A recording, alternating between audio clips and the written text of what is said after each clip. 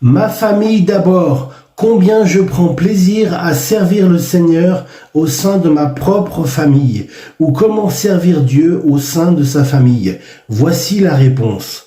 Lorsqu'on parle de service, on pense souvent au service au sein de l'église locale. Et pourtant, combien notre service au sein de notre propre famille est si important, crucial et primordial. Amen.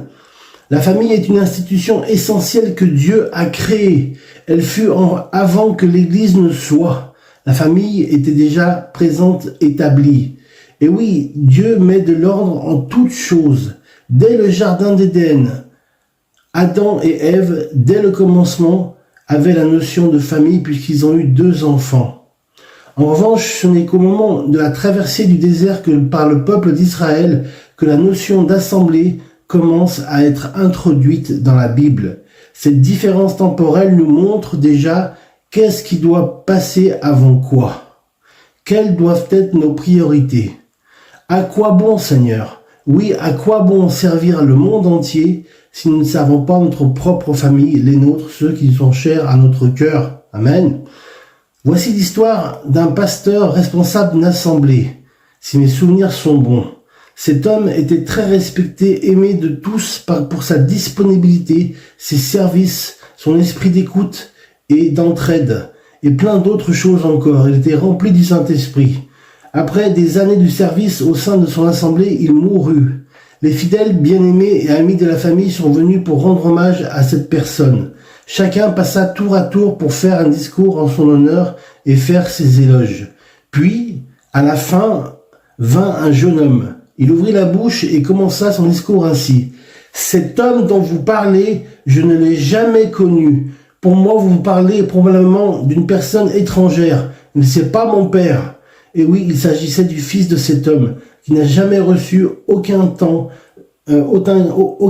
consacré, aucune attention donnée, aucune écoute exposée de la part de son père, comme ce fut le cas pour les bien-aimés, l'Église, les fidèles, les paroissiens. Ce père avait priorisé les fidèles de l'Église, leurs besoins et leurs désirs avant celui de son fils, de son propre fils, et donc par extrapolation de sa famille. Car il s'occupait des autres, les siens manquant d'amour, de sa présence, de son écoute, de sa disponibilité, de ses enseignements et de sa sagesse. Cette histoire nous paraît véritablement triste, n'est-ce pas? Car ce père a été présent pour tous, sauf pour les siens. Quel dommage. 1 Timothée chapitre 5 verset 8 et version Louis II. Si quelqu'un n'a pas soin des siens, et principalement ceux de sa propre famille, il a renié la foi en Dieu et il est pire qu'un infidèle. Amen. Nous pourrions juger cet homme en disant, mais en tant que pasteur, il devrait avoir lu la Bible et donc ce verset, ou encore il ne faut pas lire la Bible seulement, ni prêcher, mais la mettre en pratique. Jésus a dit, je ne suis pas venu pour mes parents, mais je suis venu pour ceux qui m'écoutent et mettent en pratique la parole de Dieu. Amen. Mes frères et mes sœurs sont ceux qui écoutent la parole de Dieu et la mettent en pratique. Amen. Stop, cessons de regarder à lui et regardons maintenant à nous et répondons à cette question. Mais comment puis-je servir Dieu au sein de ma famille? Servir, oui, mais comment? Cette lettre, cette histoire illustre bien le sujet de cet article.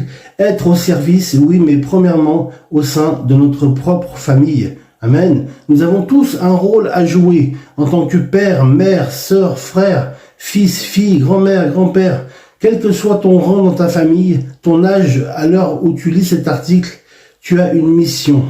Tu n'es pas placé dans cette famille, dans ce pays par hasard. Oh que non! Notre Dieu a tout calculé d'avance, tout comme il a prévu que tu lises ce message aujourd'hui afin de te faire grandir, de commencer à suivre Jésus. Amen.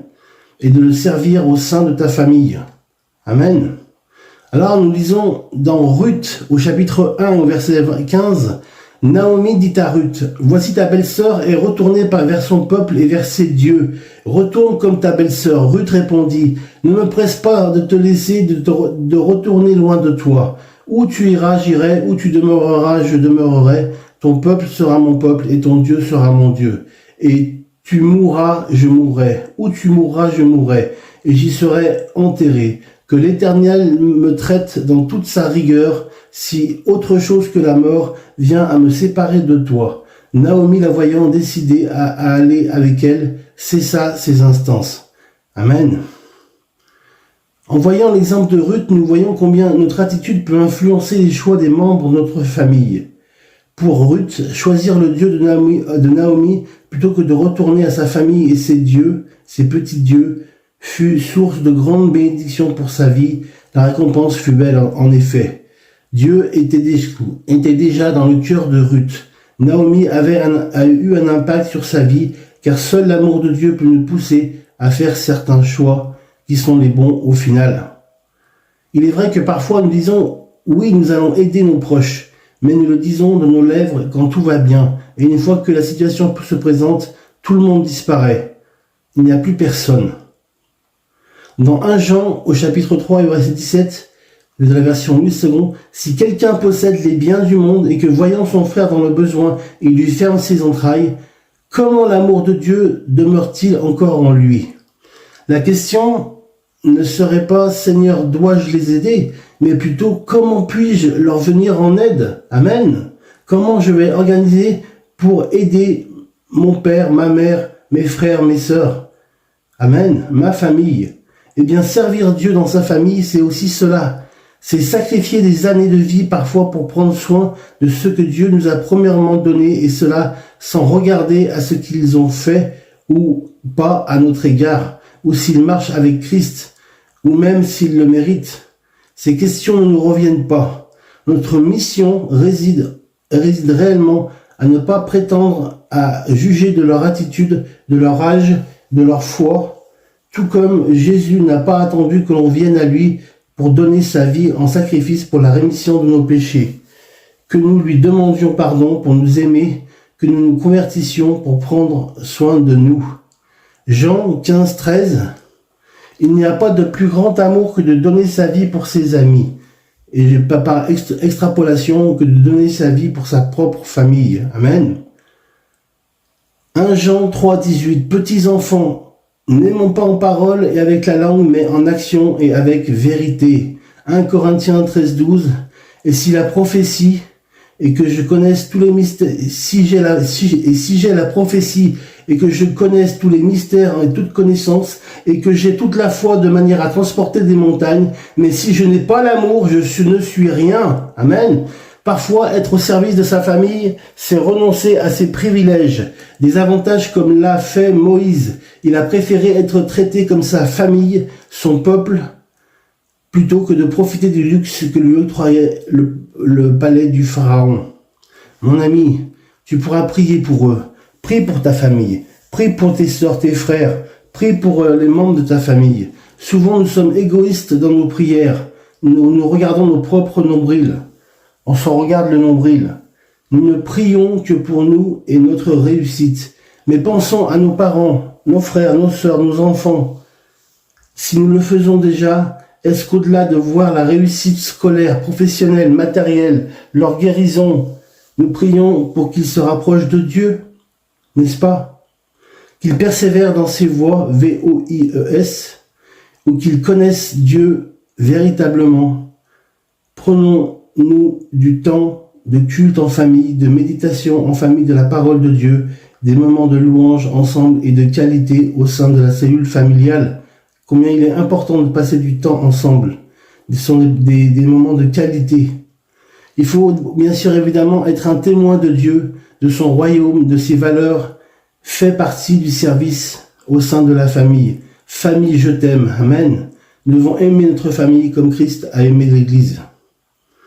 Mes amis, pour terminer, dans tout ce que nous faisons pour la famille, au sein de notre famille, puissions-nous garder ce verset en tête. Moi et ma maison, nous servons l'Éternel. Josué 24, 15, version 8 secondes.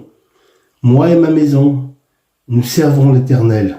Que cette affirmation, que ce verset soit conjugué au présent simple, que ce verset puisse vraiment résonner à jamais dans nos cœurs et nos pensées. Que dans nos prières, Dieu se glorifie. Nous demandions à Dieu de nous livrer les besoins des membres de notre famille et qu'ensemble, tous unis dans l'esprit, nous puissions nous soutenir et aller de l'avant pour la gloire de Dieu, pour pour la gloire de l'Éternel. Merci pour la femme, pour la maison que tu m'as donnée, Seigneur. Moi et ma maison, nous servons l'Éternel. Gloire à Dieu. Bénissez l'Éternel en tout temps et en tout lieu. Amen. J'ai traversé les mers et les lointains pays, mais je n'ai pas trouvé la paix. La paix, je l'ai trouvée en servant l'Éternel et en servant ma maison. Moi et ma maison, nous servons l'Éternel. Gloire à Dieu, que Dieu vous garde et vous bénisse, mes amis. À bientôt sur le net.